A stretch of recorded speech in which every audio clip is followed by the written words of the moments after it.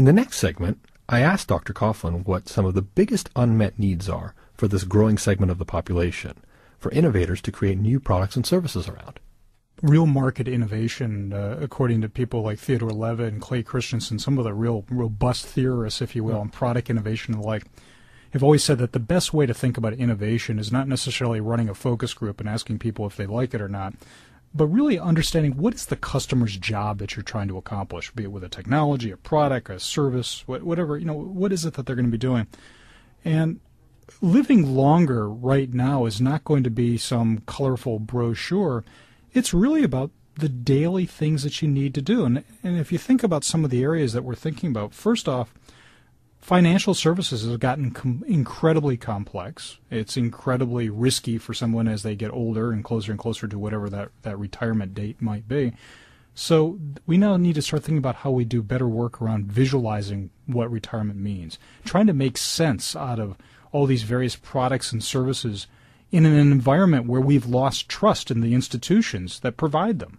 With the economic downturn and things are going on in policy discussions and the like, we need, as the boomer generation, need to see exactly what we're doing and what our money is doing. I mean, keep in mind, this is the generation who said, trust no one over 30. Well, now that they're all well over 30, the answer is trust no one.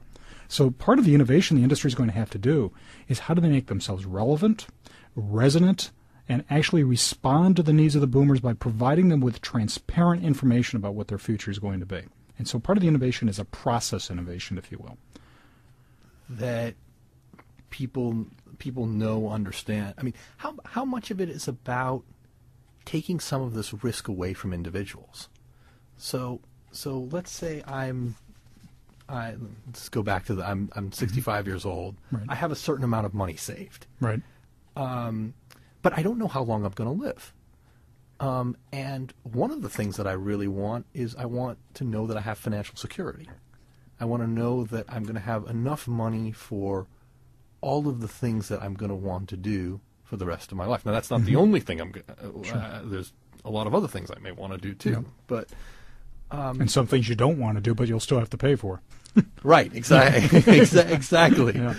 And so I want to make sure, first and foremost, that I have enough money for the rest of my life for all of the remaining needs that I have. Yeah, I mean, one of the great challenges we have now, whether they're Social Security tables or the IRS tables or in many financial services companies, is that they're banking quite literally on your retirement being much the way your parents were.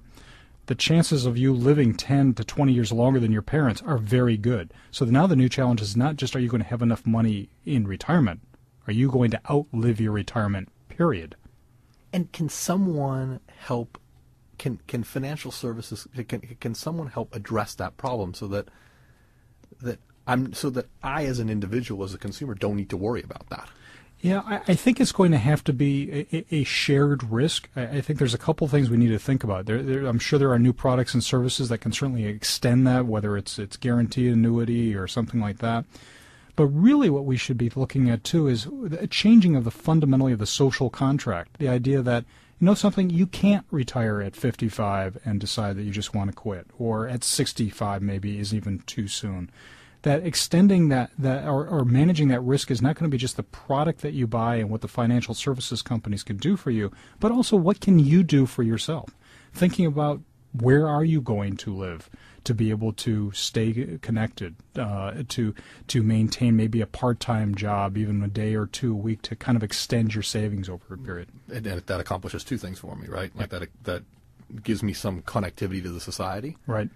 It keeps me engaged. Sense of purpose. I mean, after income, the number one reason why people choose to keep working is for social connectivity and a sense of purpose.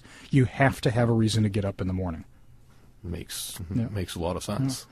So in addition to being transparent and thinking about what is that risk that I'm doing as I save for retirement, is an area that most people don't like to think about. Is also thinking, how can we link finance to health?